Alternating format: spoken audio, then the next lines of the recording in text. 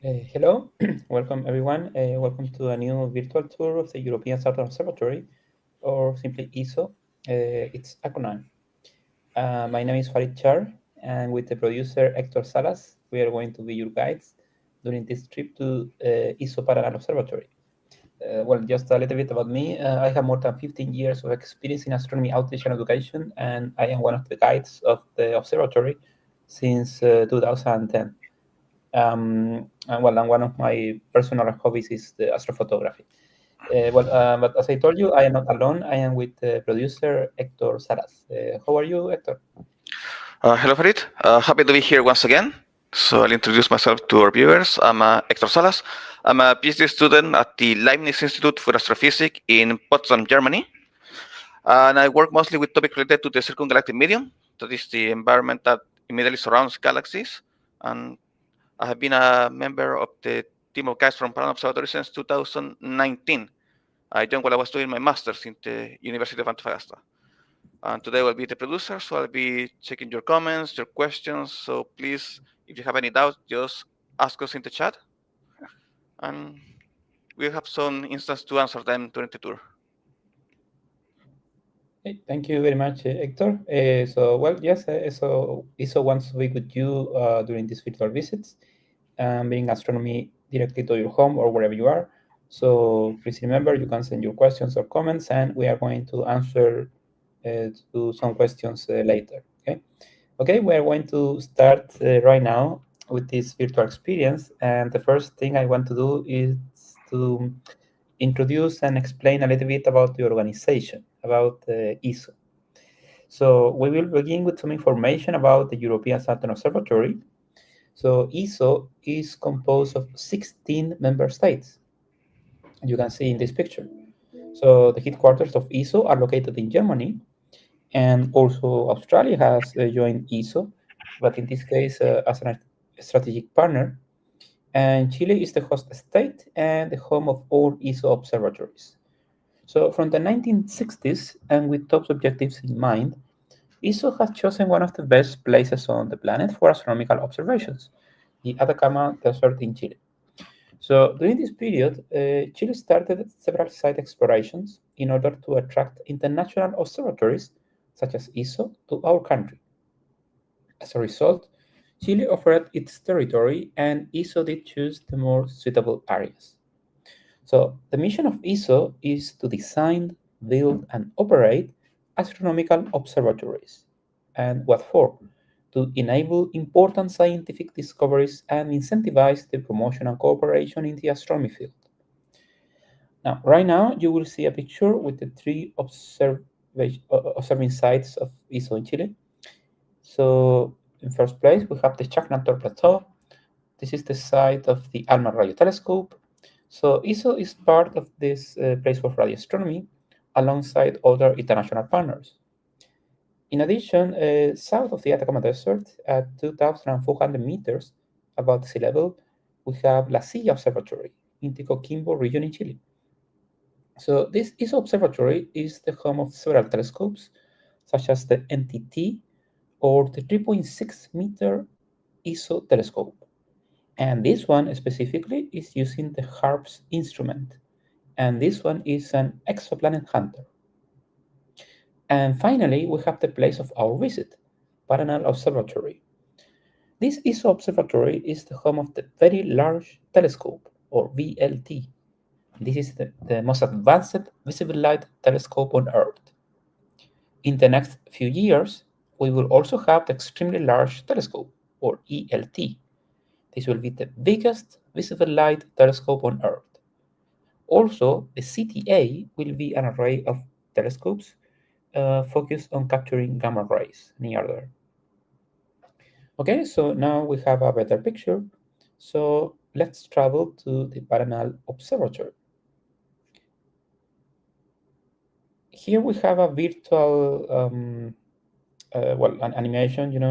We are flying over the Atacama Desert in the north of Chile, about 1,600 kilometers north of the capital, Santiago, specifically about 130 kilometers south of Antofagasta, the regional capital, and about 90 kilometers north of Taltal, the closest city. So now we are going toward the mountaintop of Cerro Paranal, located at 2,600 meters above sea level. This mountain belongs to the coastal range, and despite its altitude, it is located at just 12 kilometers from the coast. And where is the ocean? Well, the Pacific Ocean is located below of the cloud cover over there. And why those clouds? If right here the sky is so clear, dry, and lonely? Well, this is because of the influence of the Humboldt stream.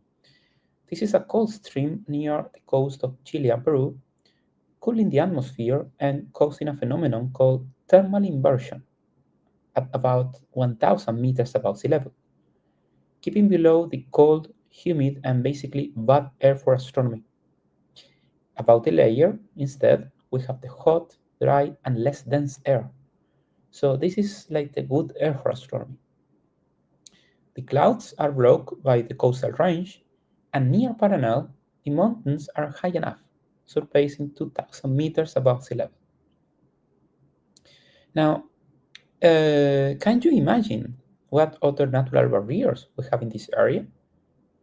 Well, about 200 kilometers to the east, we have the Andes Mountains, with very high peaks, more than 6,000 meters above sea level.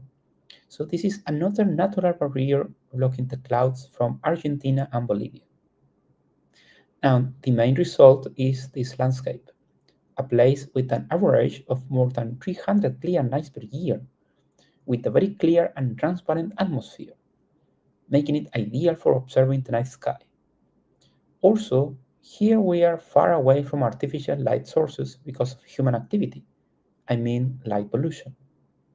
So this is one of the best places on Earth for astronomical observations. Well, right now we will change the view to have an even closer look to Paranal. So as you can see here, this is not an ordinary mountain, and now we can see the different telescopes and structures in the mountain.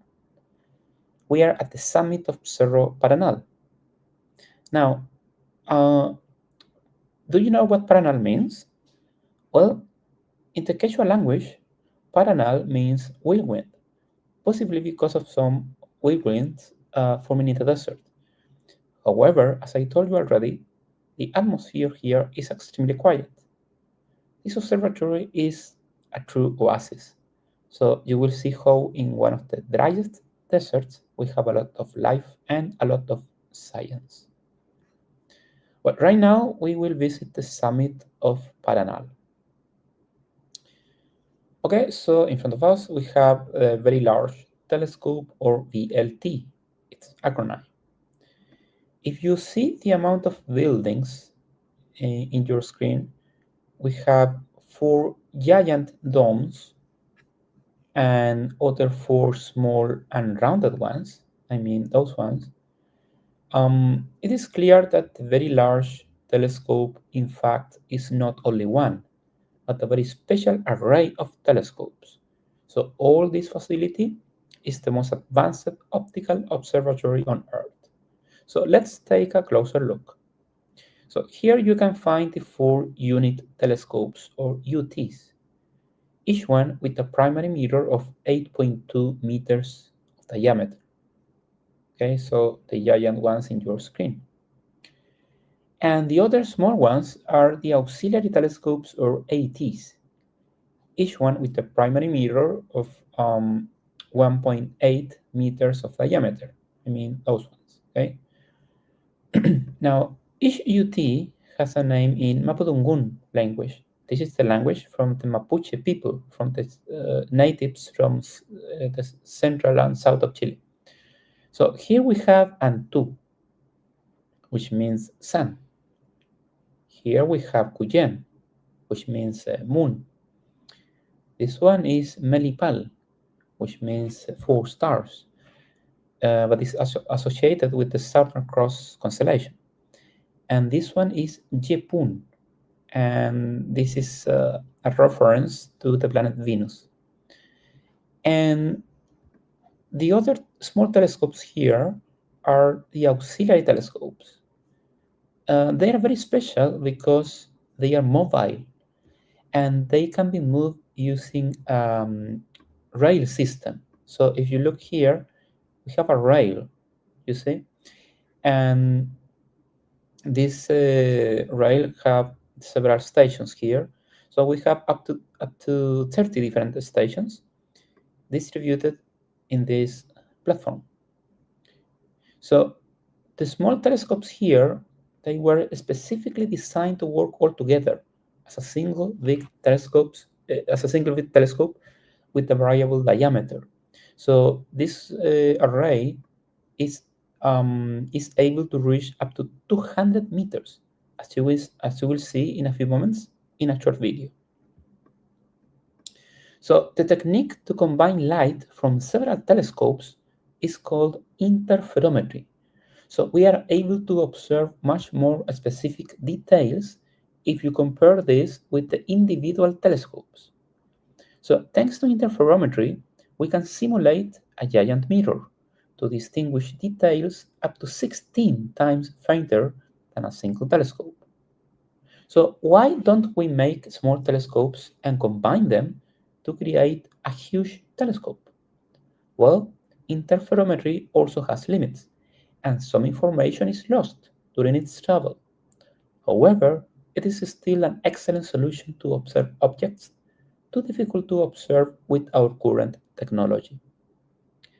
Okay, so right now we will come back to the tour screen. So now you will have the opportunity to visit a telescope. So we are going to access Melipal, the UT3. We can't enter all the telescopes, but don't worry about that because the four ones are identical in size and shape. So the only difference are the instruments inside. Well, you can know more about the instruments if you visit, well, of course, the ESO website.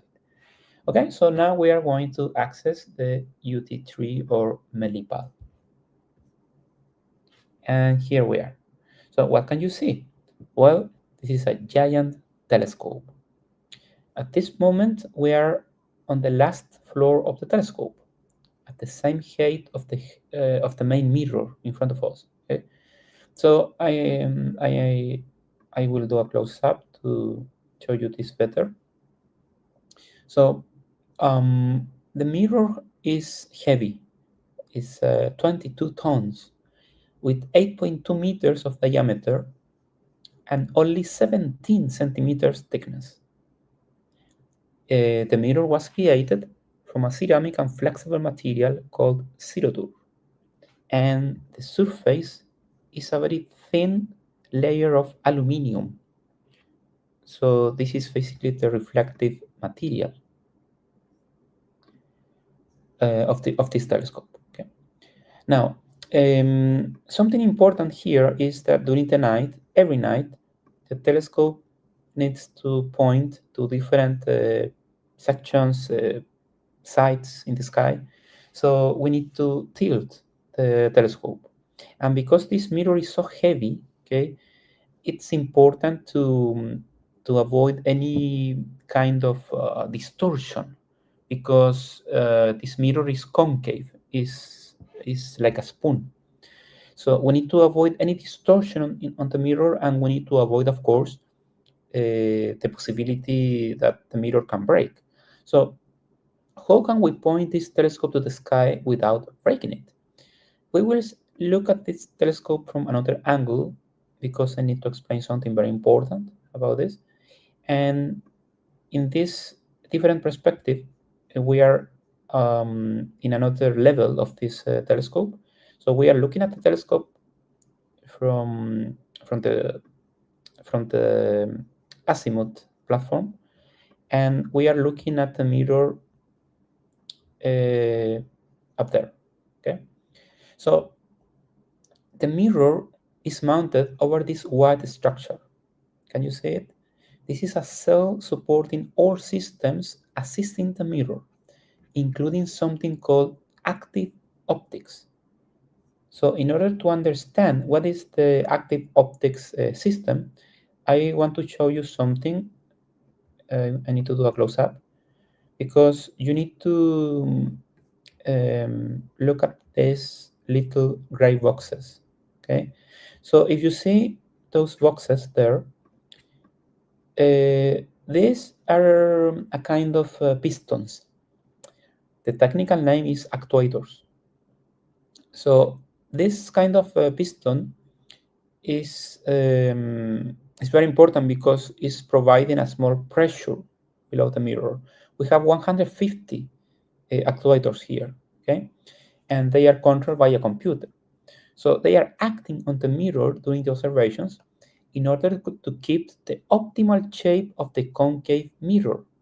Otherwise, it could suffer deformations just because of gravity.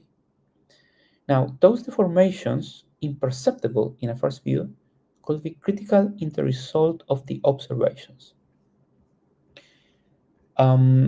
So this is the active optics system. This technology was developed by ESO, and it was used in first place in the La Silla Observatory. Okay, now I am going to come back to the telescope from this view because I want to explain a little bit about how the telescope is receiving light.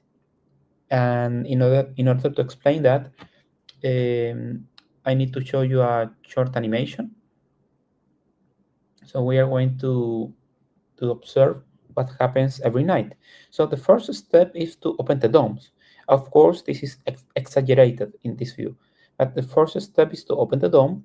So the light from the stars is going to reach the primary mirror.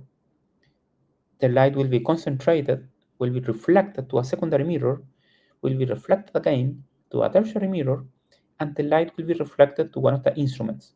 So we have three different instruments in this telescope. In this case, is represented by the red, blue, and green boxes there. But we have three possibilities, three different instruments. So once the instrument receives the physical light, this light is converted into a digital signal, and this signal is transferred to a control building. So the astronomers are located in the control building, and they can supervise the observations from there. So essentially, no one is here at night. This place is completely empty, is completely in darkness at night. And during the day, we have engineers working. So for example, in this picture, I will rotate the view, and you can see some people working here. So they are engineers doing some maintenance. They are fixing problems. They are calibrating some instrument, and basically they are preparing the telescope for the next observation night. So this is basically the daytime work at Paranal. The daytime work is for engineers, and the nighttime work is for astronomers. So this is what happens in Paranal. So basically, in this place, we are working 24 hours. During the day, as I told you already, for engineers, during the night is for the astronomers. Okay, so this is the main explanation here, and the last thing I can mention is that based on the previous animation, this is the primary mirror, this is the secondary mirror, and the tertiary mirror is located in the middle, but it's not visible from here because we have this structure, but the tertiary mirror is there in the center, okay? And this is one of the instruments, okay? This is very, very easy to see, okay? Okay, so I am going to finish the explanation about the telescope here, and the next stop will be the control building. So I am going to move outside, and the control building is located here. So this facility is located in the mountaintop, but not at the same level of the telescopes. It's located here. So I can show you quickly from the opposite side, and you can see that the control building is all of this, but one of specific area is the control room for the astronomers. So this is the place we're going to visit in a few moments. But before doing that, I don't know if maybe we have some comment or question from virtual visitors. Okay, so we have a few greetings. We have Sway Graven, who usually joins the tours. We have Patrick. We also have Terraplanetia. And we have a question here from Papsilolech2274. He says, hello from Poland. I have been asking what's how many filters can use BLT telescope using the spectrograph. Um, I think that to answer Oh, this question, we first to clarify a few things. So when we are observing with the telescopes, we have basically like two ways to observe, depending on the instrument. And one is imaging, in which we just take a picture, and the other is getting a spectra from using a spectrograph. And when you're doing a spectrograph, you are losing the spatial information because you are separating the light into the different wavelengths. And to do that, you make usually have like a very thin slice that you put on your target and let the lights go through that. So you lose the spatial information. And there is a bit of an intermediate thing that is called the integral field spectrograph, in which you get for each pixel in the image, you can get a spectra. And when we're doing spectrography, we are usually not using any filters because we are separating the light in all the different wavelengths. And we're limited by the range of this instrument. When we're doing images, then we're using filters to capture specific places of light. So with that information, how many filters can we use? Well, that depends a bit on the instruments. Some of them use like 3 standard filters in infrared bands, so there you have a very a very range of a very narrow band filters to observe, for example, just hydrogen and whatnot. Um, I don't know if you can complement my answer a little bit more, Farid. uh, well, as you told already, the answer will depend on the specific instrument. And as far as I know, some instrument they have uh, something like more than 20 filters for some purposes. So it's a very complex array of filters when they are doing some kind of science. But yeah, it's just as you say, it depends on the instrument. Yeah, Um, but and it's that's it. also a mix. You have some standard filters that are also used in other telescopes that you want to have here as well, but some specialized filters that you might want to do for a specialized study. So yeah, there are a lot of possibilities. I hope that sort of answers the questions. I have a couple. Uh, David Orlando is asking us what time does work with the telescopes begin? I don't know if I understand if it was correctly written, this question, but okay, if the question is about at what time the telescopes start working, it depends on of the specific season of the year, because um, during winter, for example, we have less hours of sunlight. So probably the telescopes will start working at, I don't know, maybe 7 p.m. or something like that. Is the telescope starts working technically at the end of the twilight, because at that time is the beginning of the official beginning of the night, and they finish working at the beginning of the twilight again, so at the end of the night. And in winter, maybe this will happen at around, I don't know, maybe um, uh, maybe 7 p.m., 7 a.m. or something like that. It depends, but essentially in winter is something like 8 or 9 hours of darkness, I think, and or even more. So it's more productive. And in summer, when you have more hours of sunlight, the nights are shorter. So maybe your night will begin at 9 p.m. or something like that, and will finish at 6 a.m., something like that. So it depends on the specific season of the year, if this is the question here. Yeah, so in that sense, it would be just some minutes before sunset and until a few minutes after sunrise, to put it simply. Mm-hmm.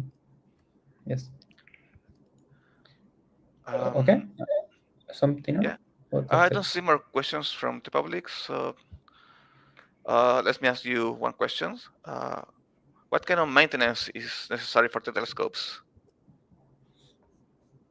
The most important maintenance has is about the main mirror, the primary mirror. So basically, what happens is that once a month we have to clean the mirror, because we are in the middle of the desert, so we have dust in the environment.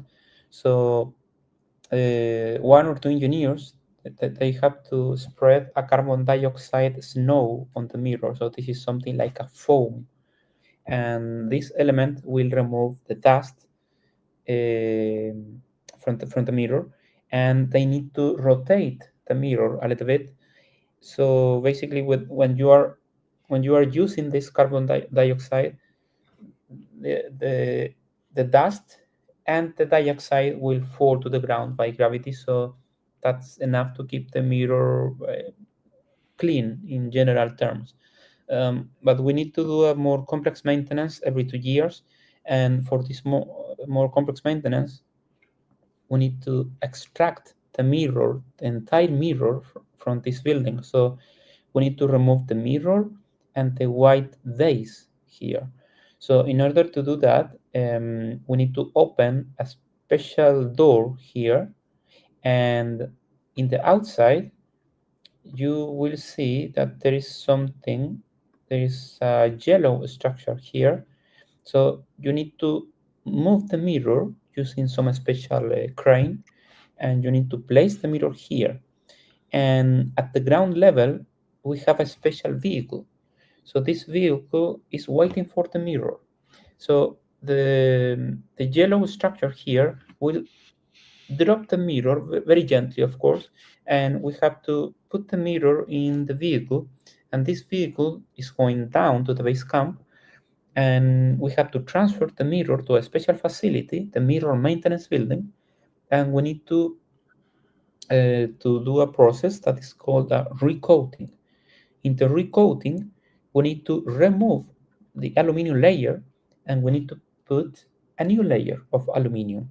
So this is essentially like changing the mirror, but of course we are not changing the mirror. We are just changing the reflective surface. So, but the mirror will look like a new mirror. So when this process is finished, after maybe 3 or 4 days, we have to bring the mirror again to the platform. We have to place the mirror again in this structure.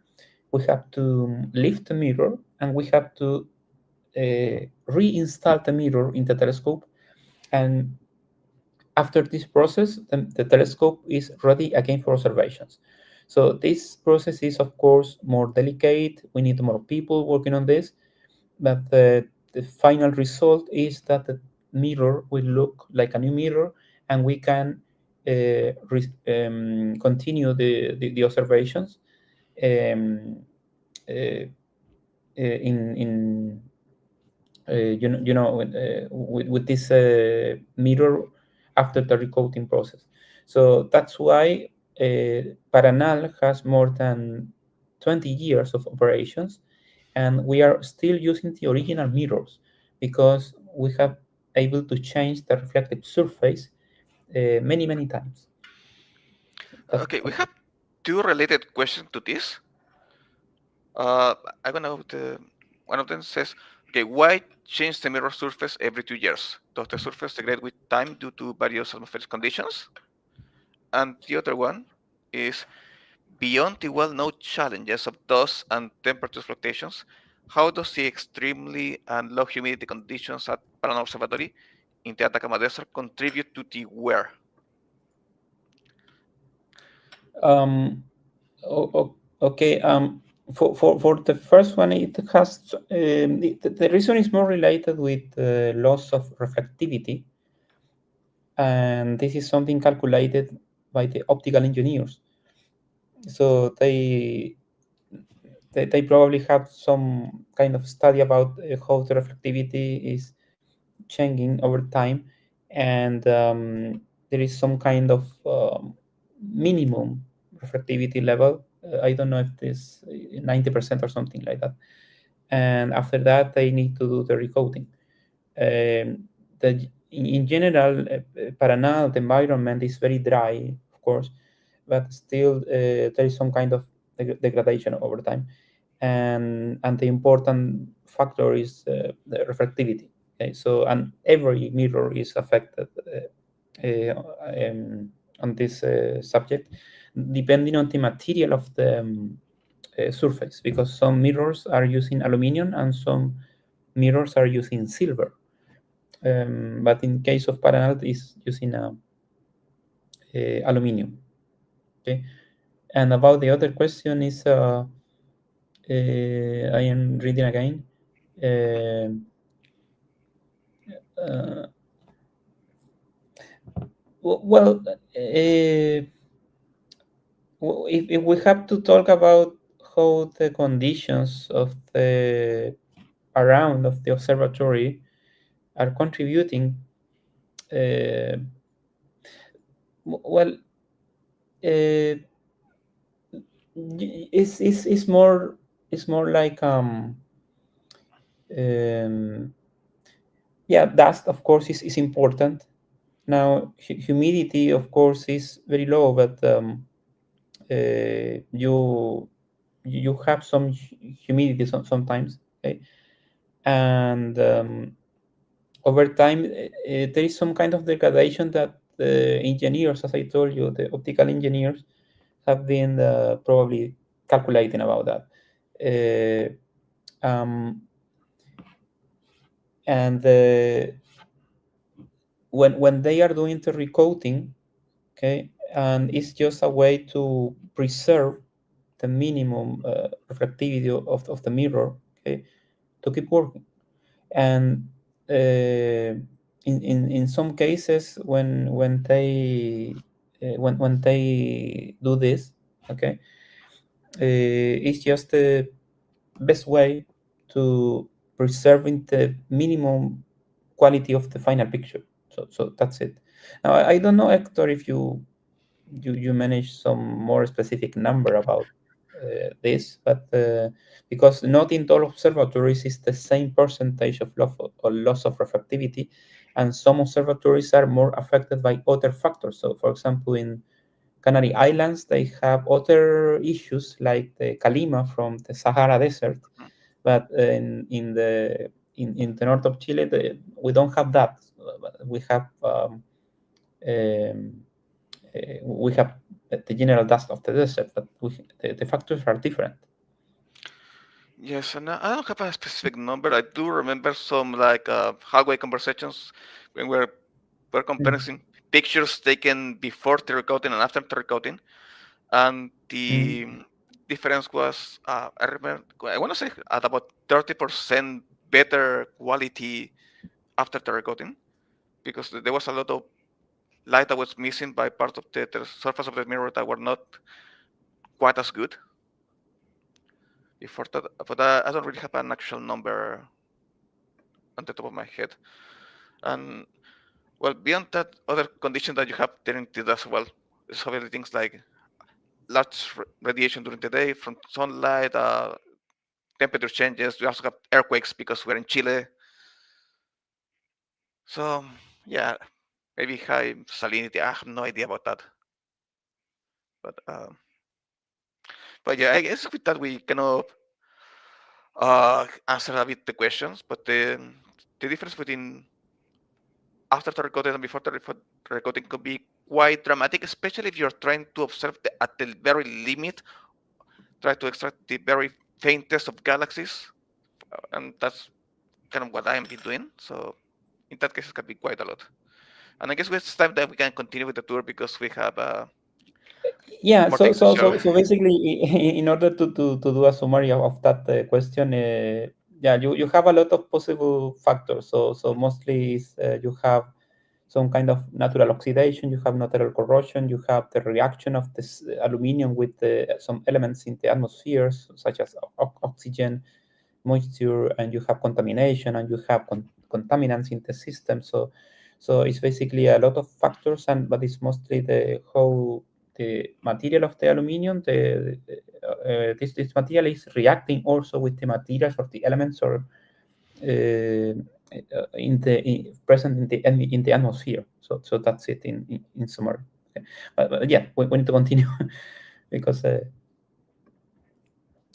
we need to visit the control room, and the control room is located here, as I told you already. So we are going to visit this right now.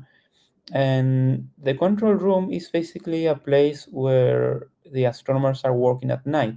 So essentially, when the telescopes are working, when you are observing something in the telescopes, the astronomers are located here. So you can see that this place is something like an office space, and we have different workstations per telescope. So for example, this workstation belongs to specifically to the Melipal telescope. So only operations with Melipal are from here. So you have some computers for different purposes. You have some people working here, and they are supervising the observations from this place. So they are doing this every night, and in this place we don't need a lot of people actually. We maybe need 2 or 3 people at night, but no more than this. Now if we go to the other workstation right here, this is the workstation for Jepun, the UT4. So only operations with Jepun are from here. So again, you have some people working, you have some computers, you have different software to do the monitoring of everything here. And if we continue working, if we continue working in this virtual corridor, we will see the workstation for the Antu telescope, and in the opposite side we have the workstation for the Kuyen telescope. So basically all the telescopes, all the systems, all the instruments are controlled from here. And during the day, engineers, technicians, and scientists are working to prepare the telescopes for the next observation night. So every night we have a telescope operator and an astronomer per telescope. So for example, this person is a telescope operator, and this person is in charge of the technical details and the movement of the telescope. So it's like the pilot of the machine. And the ESO astronomer is in charge to direct the scientific observations, and this person will decide the next steps. So the astronomer will be something like the co-pilot. So let's say that this person is the astronomer here. So essentially, all the observations are performed by experts from ESO for scientists from all the planet. So this is essentially what happens here. Is a place very comfortable, of course. The people must be here all night, all night, every night, every clear night. But it's very comfortable. So they just need to supervise the observations in the computers. Okay, so that's everything here. It's not it's not um, too relevant to keep talking about that. But now we are going to explore something different because we have time to tell you a little bit about the main scientific milestones made from all ESO observatories. I mean, La Silla, Paranal, and Chacnantor. So basically, I want to show you something like a top 10 of these scientific milestones, because Scientific staff from different countries are using the ESO telescopes to study objects near to our home, the solar system, but also others located in the more distant places in our universe. So please pay attention because now we have this video about the main scientific milestones from all ESO observatories. Observations with ESO telescopes have led to many breakthroughs in astronomy and, over the years, have been responsible for some truly remarkable findings. Here is our list of ESO's top 10 astronomical discoveries so far. Astronomers using ESO's Very Large Telescope have discovered by far the brightest galaxy yet found in the early universe, and found strong evidence that examples of the first generation of stars lurk within it, stars that were previously only theoretical. These massive, brilliant objects were the creators of the first heavy elements in history, elements that are necessary to forge the stars we see around us today, the planets that orbit them, and life as we know it. ESO telescopes have provided definitive proof that long gamma-ray bursts are linked with the climatic explosions of massive stars, therefore solving an enduring mystery. A telescope at La Silla was also able to observe the visible light from a short gamma-ray burst for the first time, showing that this family of objects most likely originates from colliding neutron stars. Astronomers using ESO's HARPS instrument in 2010 discovered a planetary system containing at least 5 planets orbiting the Sun-like star HD 10180. They also found evidence that 2 other planets may be present, one of which, if confirmed, would be among the lowest mass exoplanets ever found. Newer observations and reanalysis of the data suggest that there could be even more planets around this star. ESO's Very Large Telescope was used to detect carbon monoxide molecules in a remote galaxy, seen as it was 11 billion years ago, a feat that had remained elusive for 25 years. This allowed astronomers to obtain the most precise measurement of the cosmic temperature at such a remote epoch, and it matched the temperature predicted by the Big Bang theory. The atmosphere around a super-Earth exoplanet was analysed for the first time using the VLT. The planet, which is known as GJ1214b, was studied as it passed in front of its parent star, and some of the starlight filtered through the planet's atmosphere. The atmosphere was found to be either mostly water in the form of steam, or dominated by thick clouds or haze. Using ESO's VLT, astronomers measured the age of the oldest star known in the Milky Way. At 13.2 billion years old, the star was born in the earliest era of star formation in the universe. Uranium was also detected in a Milky Way star and used as an independent estimate of the age of the galaxy. The VLT obtained the first ever image of a planet outside our solar system. The planet, which has a mass about 5 times that of Jupiter, orbits a failed star, a brown dwarf, at a distance of 55 times the average distance between the Earth and the Sun. In 2014, ALMA, the Atacama Large Millimeter Submillimeter Array, revealed remarkable details of a solar system that is forming. The images of HL Tauri were the sharpest ever made at sub-millimeter wavelengths.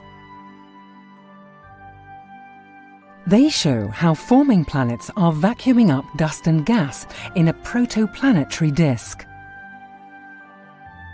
One of ESO's proudest moments came when 2 independent research teams, including ESO staff, arrived at a truly revolutionary finding: that the cosmos is not only expanding, but that it is doing so at an increasing rate.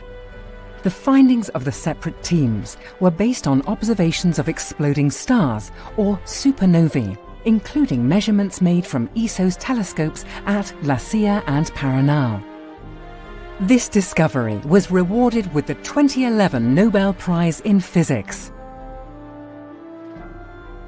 And finally, several of ESO's flagship telescopes were used in a 20-year study to obtain the most detailed view ever of the surroundings of the monster lurking at the heart of our galaxy, a supermassive black hole. Astronomy is always moving forwards, and ESO's top 10 scientific discoveries are not set in stone. Okay, so now we are going to continue. We have one last result, something like a bonus track.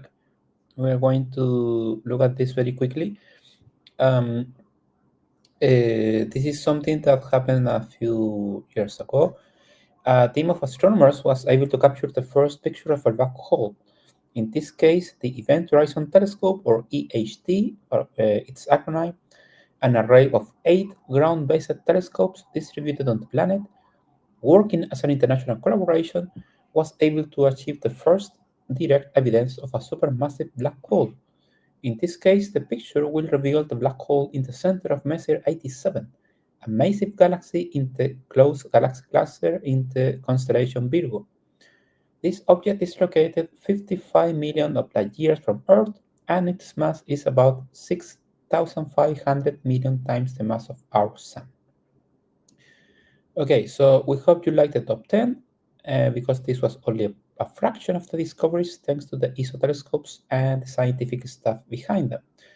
I am going to do a very quick virtual experience now at night, because here we can see the Paranal Observatory at night, okay, in this picture with the sky, when the sky is almost completely dark, with the last traces of light from the twilight. The moon is below the horizon, and the sky is full of stars. So here we can see, for example, a very popular constellation just above Antu, and this constellation is Orion. Orion in the mythology is a hunter.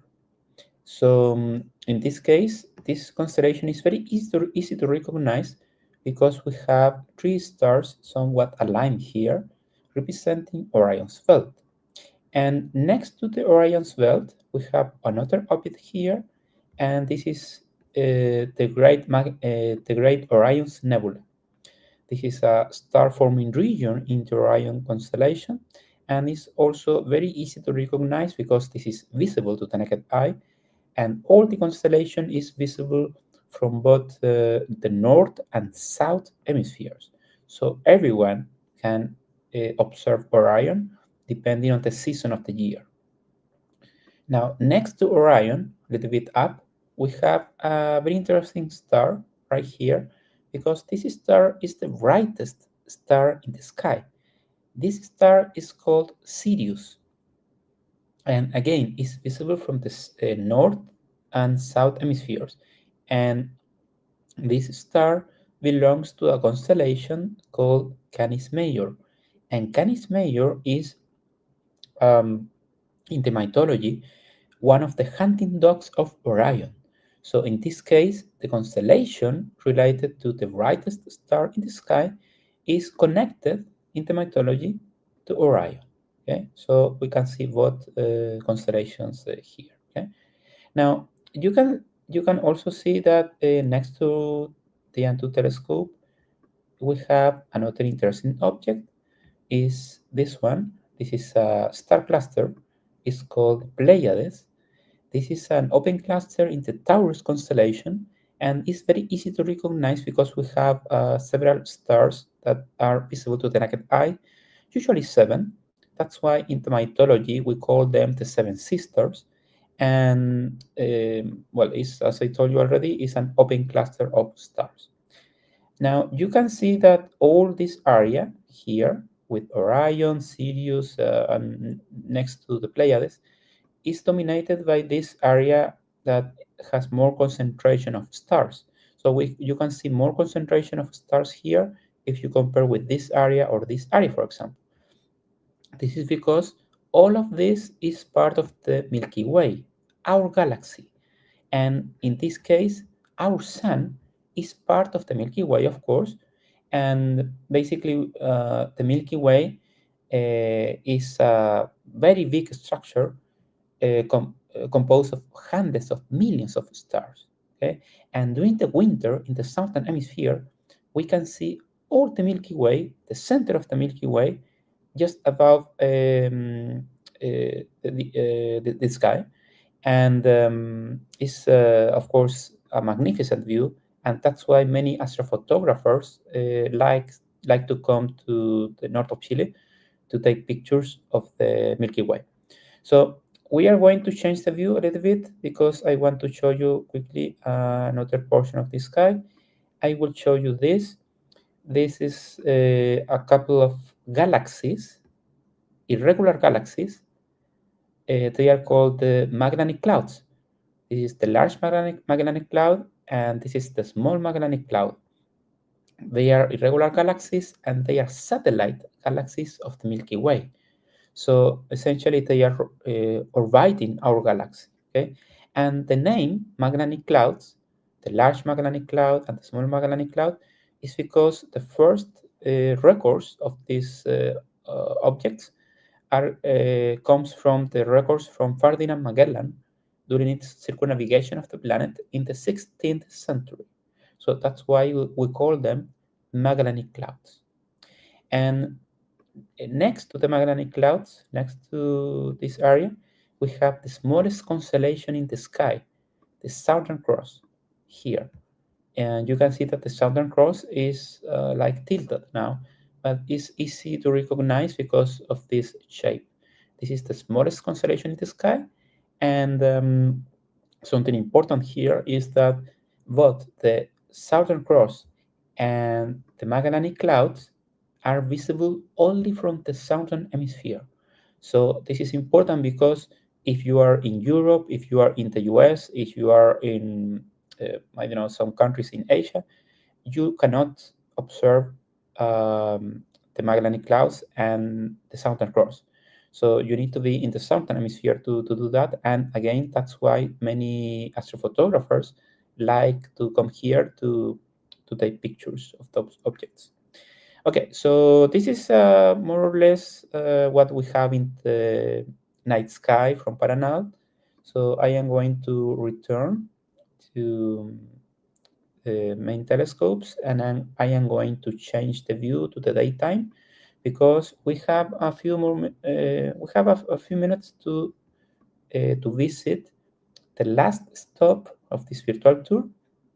For in order to do that, we have to return to the base camp of the observatory because something I am going to show you here is the residence of Paranal. The residence is located in the base camp. As you can see, we have a lot of facilities here. Things like the rooms for contractors, the mirror maintenance building, we have a warehouse, we have offices for informatics, etc. But also we have this. The residence is something like a hotel, but only for the staff, for the ESO staff, for engineers, astronomers, and other people with a contract with ESO. So we need to use this ramp to access the residence, and I am going to show you quickly what happens here because this is a beautiful place. You have green areas, we have a swimming pool, and as I told you already, this is something like a hotel, but only for the staff. So basically you have a reception here, you have a lobby, and you have, for example, a restaurant here. So everyone can come there and for eating. So this is a very important place here because, well, of course, you need some rest after working in the desert. And well, this residence has 108 rooms. They are usually full, but of course, it's a very nice place. We have some natural humidity here, and this is basically the place for the people working for ESO. So, okay, we are going to finish here, and I don't know, Hector, if we have time for maybe one or two questions before finish. I don't see more questions from our viewers, but maybe we can tell them real quick how to visit the observatory in person. Yeah, you can visit Paranal by day. We have daytime tours on Saturdays. Every Saturday, 10 a.m., 2 p.m., but you need to do online booking. You need to visit the ESO website, and you need to find a section that is called weekend visits, and you can book a visit. Is completely free, but you need to get a car, a mean of transportation to reach the observatory. So if you come from Antofagasta, the distance is about 120 kilometers. It's about 1 hour and a half, but of course it's recommended to begin your trip at least 2 hours before, in order to reach Paranal at least 30 minutes before the start of the tour. But you can visit by day, and basically the visit is about taking pictures of the facilities, and the tour guides will explain the telescopes. You will enter one of the telescopes, and you will have a more let's say customized perspective of the telescopes. But yeah, this is what happens in a tour in person in Paranal. Yeah, and we have a question here. Is it possible to visit by night? No. That's the short answer. Yeah, and essentially you can, well, if you visit the Atacama Desert in the road to Paranal, you might find some stops in the road to Paranal, and the skies is the same. So even if you cannot visit the telescopes at night, you cannot be in the platform at night. You can, I don't know, probably do a stop in the road, and I don't know, maybe even not too far away from Antofagasta, so like maybe like 50 kilometers, 100 kilometers from Antofagasta, you can enjoy clear skies for astrophotography, for example. Okay, we need to finish now. I think we have no more questions, right? Yeah. Yeah, so for my side, I say goodbye, and we are having these virtual tours every Saturday. We are alternating between the CE Observatory, Paranal Observatory, between English and Spanish. So keep an eye out for now for when the next tour is going to be, which language, which observatory. Yeah, thank you. And yeah, from my side, we remind you that all these visits, information, and pictures are available on the ESO website. And from my side, I want to say thank you very much for attending this virtual tour, and see you again in another opportunity. So thank you very much, and goodbye.